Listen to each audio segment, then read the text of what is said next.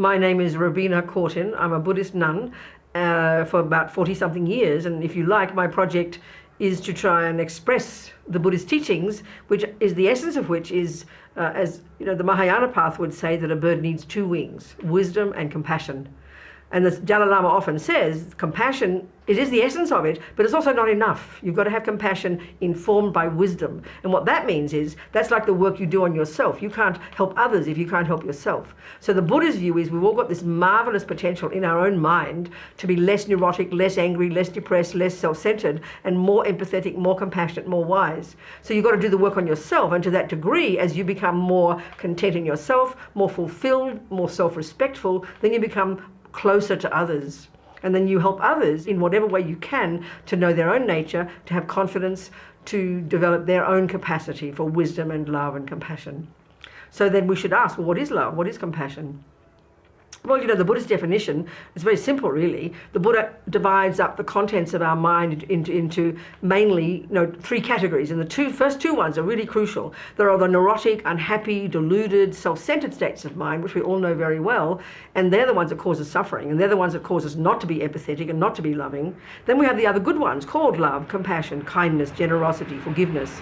And love and compassion could be said to be the essence of all the good ones. So, our job then is to get in touch with all that. So love, then, you could say the definition is when you see others who are happy, you delight in their happiness.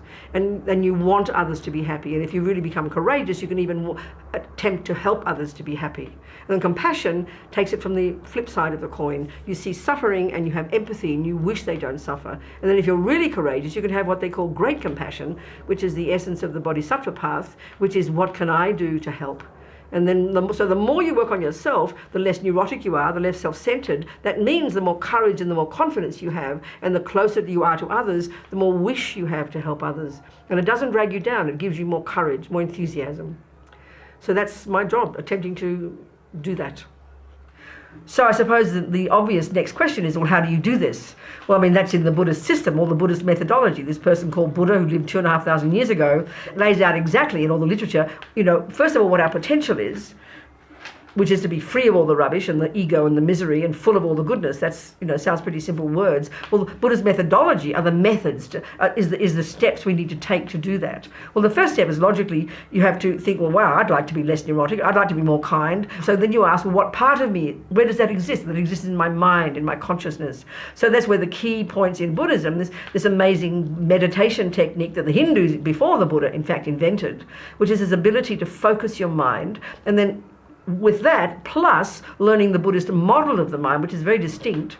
So then with these two as your techniques, you then learn every day to become more familiar with your own mind, before which you have to then control your body and speech and not harm others, not kill, not lie, not steal. You lead a life of good ethics. Then you can get into your mind, and as Lama Yeshe puts it, become your own therapist and become super familiar with yourself, with a sense of wanting to be very authentic, take responsibility for your rubbish, change the nonsense, become less neurotic, less unkind by becoming familiar, so you can become more kind and more wise. It's a gradual, ongoing, but very practical process, which often people don't realize because it's called spiritual teachings. But I mean, it's the mind. We're talking psychology here, Buddha's psychology.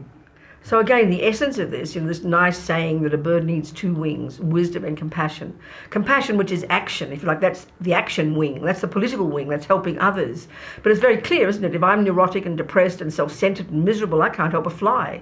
So that's why the wisdom wing, which really is to know yourself really well and really deeply, so that you can then change yourself, develop yourself. And that's the real point in Buddhism, we're not set in stone, we have this marvelous potential, but you've got to have this enormous self-awareness first, and this courage to want to develop that, and then naturally that brings a connectedness with others. So in my own life, for example, for more than 20 years, I've worked with people in prison. So then for me, trying to put into practice what I'm learning myself, that's been one of my main projects, in fact, running Liberation Prison Project, working with thousands of prisoners in America and in Australia mostly. And there they are, stuck in these situations where they can't do much, but very much enjoying the Buddhist techniques, because they know they can't move out of prison, they can't do anything, but they can change their minds. And that's the key to success in Buddhism, because the Buddha's view is that what goes on in our mind is the source of our happiness and the source of our suffering. And that's not easy for any of us to hear, but that's the essence. And so very much for me, it's a great example of putting this into practice by working with people in these hopeless situations, seeing them become content, wise human beings. as an example.